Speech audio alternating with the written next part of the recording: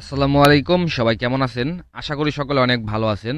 আমরা কিছুদিন আগে কবুতর কিনে এনে আসছি পালার জন্য, আপনারা অনেকেই দেখছেন। আমরা কবুতর যেদিনকে খাঁচা কিনে নিয়ে আসছিলাম সেদিনকে আপনাদের একটা ভিডিও আকারে উপস্থাপন করছিলাম।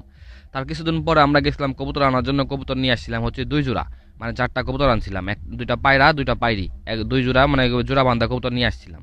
তো আমরা সেগুলো আইনা ছেড়ে দিছি হচ্ছে আপনার পাক বাইন্দে, কারণ সাধারণত কবুতর আনলে সেগুলো হয়তো পাক বাইন্দে ছাড়তে হইব, অথবা সেগুলো খাঁচায় আটকে রাখতে হইব খুবের সামনেই। তো আমরা যেহেতু খুবের সামনে খাঁচায় আটকে রাখার মতো সময় আমাদের ওইখানে ছিল না, যার কারণে আমরা পাইক বাইন্দা বাইরে ছেড়ে দিছিলাম। বাইরে ছেড়ে দেওয়ার পরে ওইখান থেকে বিড়ালে না কুকুরে যায় না, একটা কবুতর মানে একটা পায়রি ধইরা সেটা নিয়ে গেছে। আমরা অনেক খোঁজাখুঁজির পরে দেখছি যে এক জায়গায় অনেক পাক পুকুর রয়েছে কবুতরের, মানে আমরা কনফার্ম হয়েছি দেখে যে হ্যাঁ এটা কবুতর ধরে নিয়ে আসছিল আমাদের কবুতরই।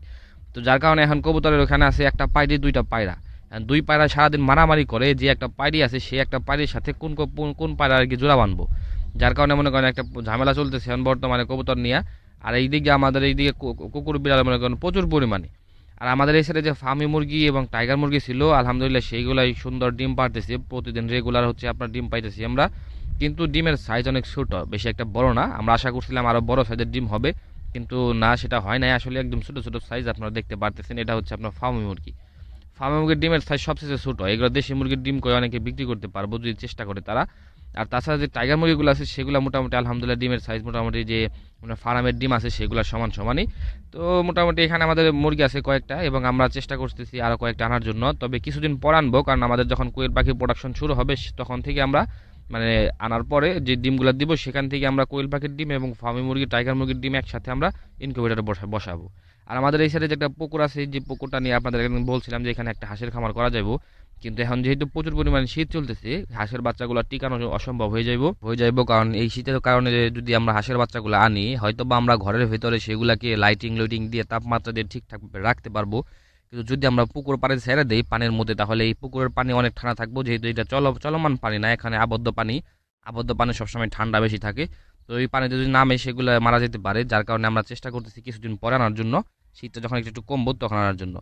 আর যে আমরা 2 দিন আগে যে ভিডিওটা আপলোড দিয়েছিলাম যে কোয়েল পাখিগুলো আমরা ছেড়ে দিছিলাম, তো সেইখানে অনেকে কমেন্ট করছিলেন ভাই চারিদিকে পলিথিন দেওয়ার জন্য। আসলে আমরা চারিদিকে সেদিনকে পলিথিন সবই দিয়েছিলাম, শুধু আপনাদেরকে মানে শেষের দিকে দিয়েছিলাম, যার কারণে ভিডিও আকারে দেখানো হয় নাই। আমরা ব্যবহার করছি হচ্ছে 4 কোণায় 4টা লাইট ব্যবহার করছি, বোল্ডারের নিচে লাইট আছে, উপর দিয়ে পলিথিন আছে, সাইড দিয়ে সার কাগজ যেগুলো পলিথিন কাগজ বলে সেগুলো আছে।